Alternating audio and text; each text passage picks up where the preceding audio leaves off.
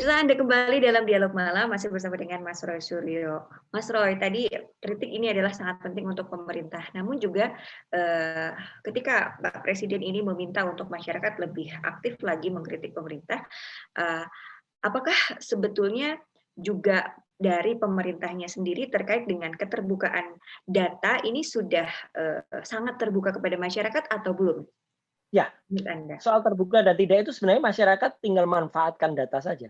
Ya, kita Mmm, kan sebenarnya punya Undang-Undang KIP, Keterbukaan Informasi Publik. oke. Undang-Undang Nomor 14 tahun 2008 yang disahkan hampir beriringan dengan Undang-Undang ITE. Ya, kalau Undang-Undang ITE nomor 11 tahun 2008, Undang-Undang KIP itu nomor 14 tahun 2008. Itu membuka peluang kepada masyarakat untuk menanyakan segala hal terhadap keterbukaan informasi publik. Ini yang belum banyak dimanfaatkan atau belum banyak diketahui.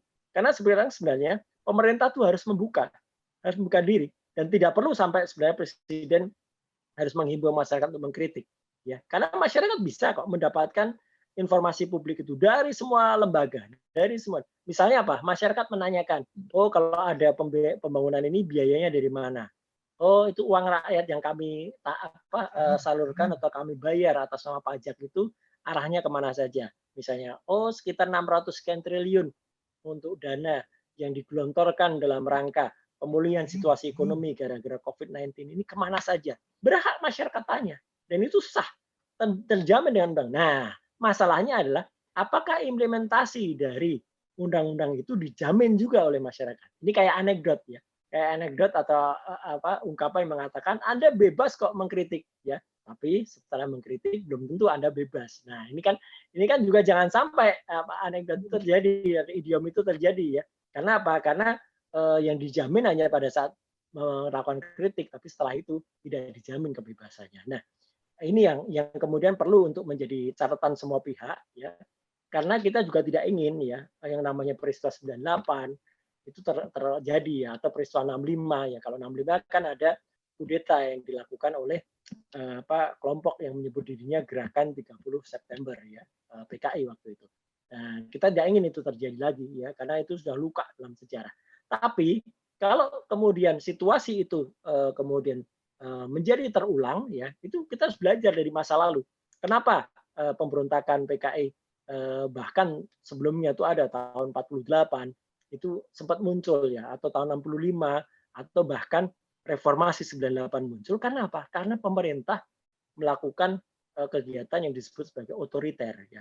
Artinya tangan besi, tidak menerima kritik, tidak terbuka ya pada salurannya ada. Nah, sekarang sebenarnya masyarakat itu dijamin. Masalahnya adalah ada undang-undang yang membuat masyarakat tidak terlalu terjamin kebebasannya, yaitu apa? Pasal karet di dalam undang-undang ITE itu di 27 Mmm, 28 yang membuat orang bisa melaporkan dan ada tukang lapor ini masalahnya. Kan gitu, ada kelompok-kelompok yang saya sebut tadi kayak Cyber Indonesia, kayak kelompok-kelompok yang suka melaporkan orang lain gitu ya. Dan bahkan melaporkan ini mencari-cari kesalahan. Orang dicari-cari betul kesalahan sampai sedetail mungkin gitu. Sampai sampai sampai menurut saya sangat ironis ya sampai Pak JK saja yang 5 tahun mendampingi Pak Jokowi saja harus bertanya bagaimana masyarakat mau lapor kalau kemudian dilaporkan kepada polisi ya kalau bertanya saja sudah dilaporkan kepada polisi kan ini ironis sebenarnya. Nah betul. kita tidak ingin ya situasi yang lembaran kelam Indonesia itu terjadi mulai 48, 65, kemudian 98 itu terjadi lagi. Jadi ya kalau sekarang pemerintah Pak Jokowi presiden sudah membuka itu sangat bagus. Nah, tetapi tolong juga diimplementasikan betul ke bawahnya. Jangan sampai juga ke bawahnya tidak seide atau tidak sepakat dengan apa yang dikemukakan atau bahkan di bawahnya itu malah justru menyerang orang yang mengkritik. Kan sekarang ya terus terang saja, kan kita malah justru banyak yang memberikan meme atau bahkan memberikan wacana misalnya seperti kejadian di Tiongkok ya atau kejadian di Korea Utara.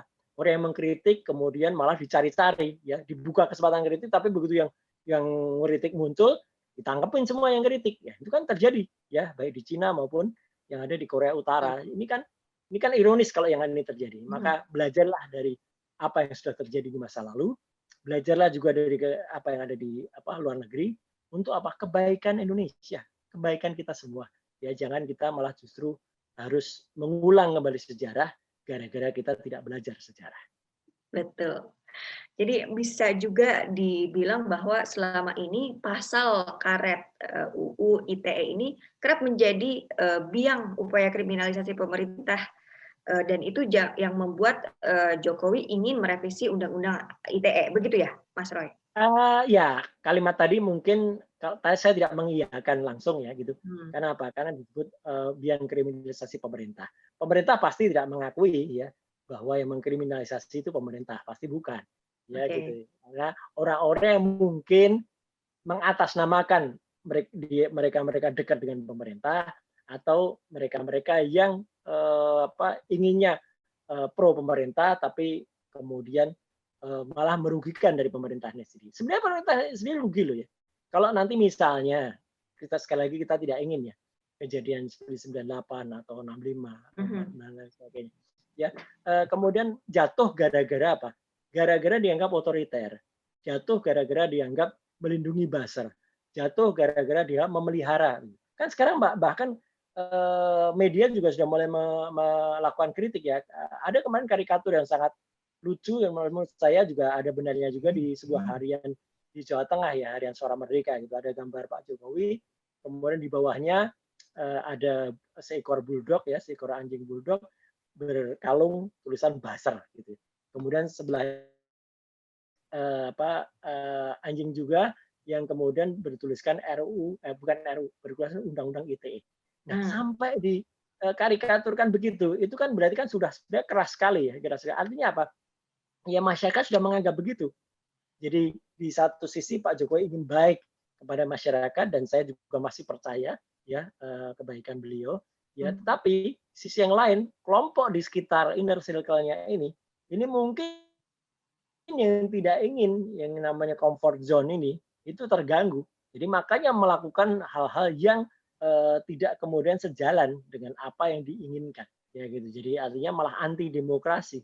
Ini kan sayang banget ya niat baik dari presiden dan kemudian diterjemahkan tidak baik oleh orang-orang yang ada di sekitar. Jadi kalau kalimat tadi dikatakan apakah negara atau pemerintah itu yang melakukan kriminalisasi, mungkin bukan negara secara langsung, ya, tetapi orang-orang yang kemudian merasa dekat dengan pemerintah, merasa dekat dengan rezim, ya moga-moga sekali lagi moga-moga ya meskipun ada tuduhan, moga-moga mereka memang bukan piaraannya rezim gitu ya. Gitu. Karena kalau memang justru mereka piaraannya, wah ini sangat disayangkan. Seperti apa yang dilakukan oleh penelitian oleh Oxford tahun 2019 yang lalu, 2 tahun yang lalu, Oxford itu mengadakan penelitian, Brandon dan Samantha waktu itu mengadakan penelitian terhadap para buzzer, ya gitu. Jadi buzzer itu sudah diteliti tidak hanya di Indonesia, tapi di negara-negara yang berkembang itu ada juga negara-negara yang sudah menggunakan buzzer untuk kemudian mempropagandakan pemerintah, ya gitu. Jadi ada yang menggunakan buzzer yang memang masih tidak langsung dikendalikan pemerintah. Indonesia termasuk yang itu. Jadi waktu itu 2 tahun yang lalu buzzer itu belum ketahuan bahwa dia itu diinstruksi oleh pemerintah langsung ya. Mungkin hasilnya bisa berbeda kalau penelitian itu dilakukan sekarang karena rakyat sudah semakin menitik ya, rakyat semakin tahu gitu. Oh ini buzzer ini siapa, buzzer ini siapa, buzzer ini siapa, buzzer ini siapa gitu. Dikatakan itu influencer, nah ternyata kan juga ya mohon maaf saya juga harus bilang seperti temuan ICW kemarin ya, ICW menemukan ada anggaran 90, sekian miliar yang diberikan kepada para influencer. Nah, influencer ini ternyata ujung-ujungnya larinya juga sebagian dari mereka buzzer juga. Nah, ini kan menjadi kemudian ada benang merahnya. Nah, kalau pemerintah sebenarnya tidak ingin tuduhan itu benar-benar terjadi, ya rapikan itu, tertibkan itu, termasuk apa? Penggunaan pasal-pasal karet yang selama ini diakomodir oleh aparat keamanan untuk kemudian melakukan penajaman hukum itu ke bawah, tapi tidak ke atas. Gitu. Kalau misalnya ya aparat itu juga fair ya, tajamnya juga ke atas juga misalnya orang-orang seperti yang saya sebut tadi, ada Permadi Arya, ada kemudian Denny Siregar, ada Dewi Tanjung itu juga kena terhadap pasal ini ketika dia sudah dilaporkan oleh masyarakat, ya clear, tidak ada soal, masyarakat fine-fine saja karena apa? Pemerintah itu melakukannya imbang, aparat juga objektif ya, tidak seperti sekarang. Tahu-tahu yang kelompok ini diserang habis, yang kelompok ini tidak diserang. Akibatnya apa? Tuduhan itu terjadi. Jadi menurut saya ya ini belum terlambat kalau pemerintah ingin, artinya presiden ingin mengembalikan situasi ini kembali kondusif ya, harus dimulai dari presiden sendiri, inner circle-nya beliau sampai kepada nanti aparat dan para petugas yang ada di lapangan. Oke, luar biasa.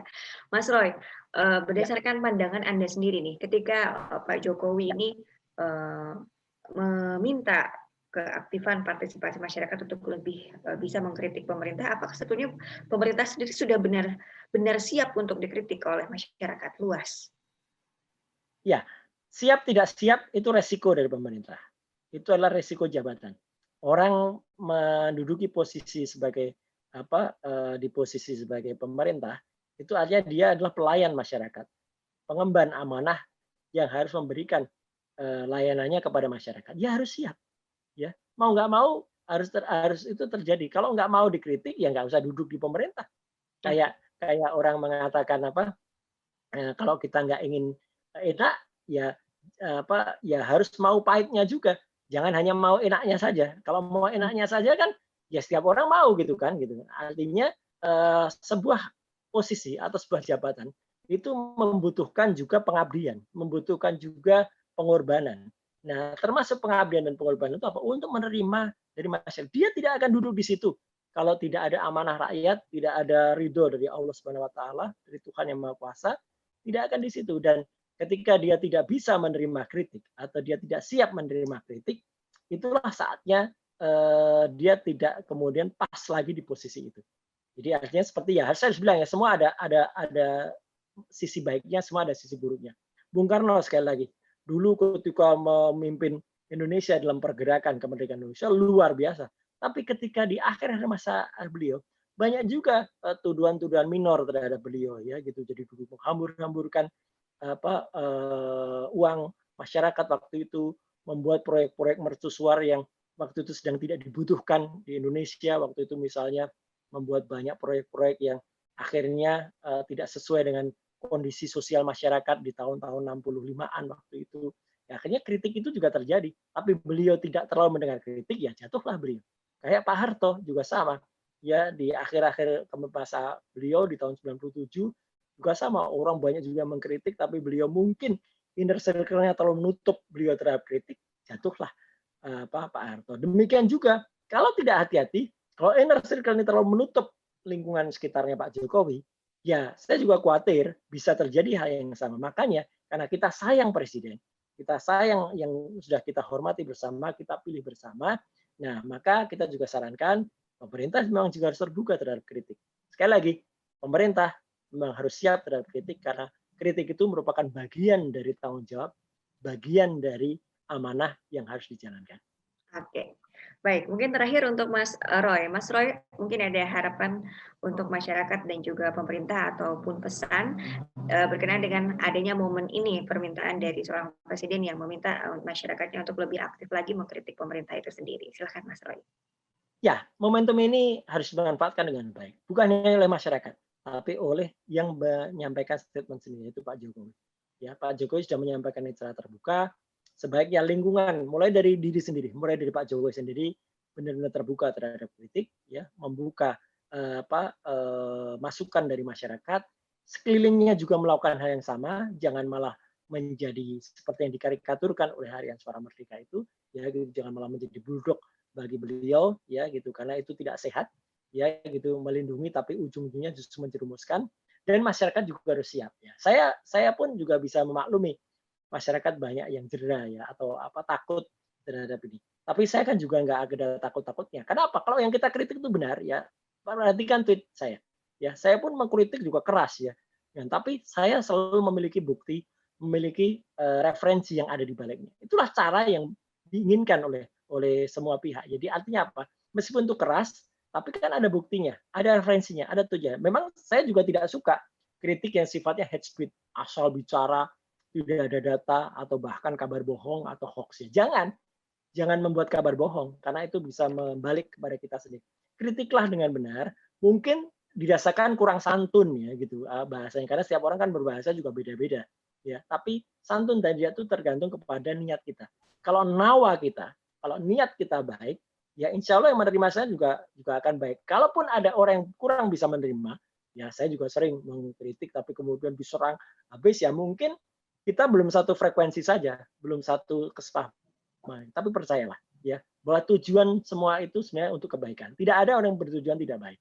Ya Pak Jokowi membuka itu pasti ada tujuan baiknya. Meskipun mungkin ada yang beranggapan wah itu jebakan Batman gitu ya gitu. Nah, tergantung sikap kita. Kita mau memanfaatkan atau tidak ya. Kalau saya, menurut saya ya ini kesempatan baik. Ayo kita manfaatkan sebaik-baiknya, tapi juga kita berikan kritik sebaik-baiknya, dan saran saya juga ya lingkungan istana, lingkungan Pak Jokowi juga harus membuka diri ya, jangan kemudian malah menyerang para pengkritiknya. Karena kalau menyerang para pengkritiknya, sekali lagi ya, kalau itu kemudian membuat hanya comfort zone saja dan tidak terbuka terhadap kritik, roda itu akan berputar dan setiap pemimpin ada masanya, setiap masa ada waktunya, dan setiap waktu juga ada periodisasinya. Ya, itu pasti akan terjadi.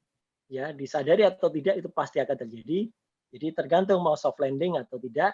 Ya, kalau mau soft landing ya terbuka terhadap segala masukan, terbuka terhadap segala kritikan, tapi memang betul tidak asal kritik, bahkan jangan sampai kita melakukan ujaran kebencian atau hate speech demi menjaga marwah semuanya, demi menjaga NKRI kita tercinta.